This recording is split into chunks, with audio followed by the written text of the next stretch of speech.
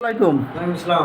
আমাদের জগলু নানা আসতো না নাতিকে মুসলমানি করানোর জন্য। না না, মুসলমানি কি কমপ্লিট করে দিছি? হ্যাঁ, কমপ্লিট। ও কি জানে যে মুসলমানি করছে? না, ওর নাম কি? ওর নাম হুসাইন মোল্লা। হোসাইন, আমি কি তোমার ইঞ্জেকশন দিছি? কজন? হোসাইন, তোমার ইঞ্জেকশন দিছি? গালেতে হাত বেরো ভাইয়া, তুমি গালেতে হাত বেরো। তোমার আমার দিকে তাকাও। তোমার কি আমি কাটছি? তো কাটিও না, ইঞ্জেকশনে দিলে মুসলমানি কি হয়ে গেছে? আচ্ছা, মুসলমানি হয়ে গেছে। আচ্ছা, না না, সাধারণ মুসলমানি আর এই মুসলমানের ভিতরে পার্থক্যটা কি বলেন তাই বলেন দি। মেলা পার্থক্য। কীরকম বলেন দেখি। এরমের মুসলমানি তো আমি কোনোদিন দেখি নাই।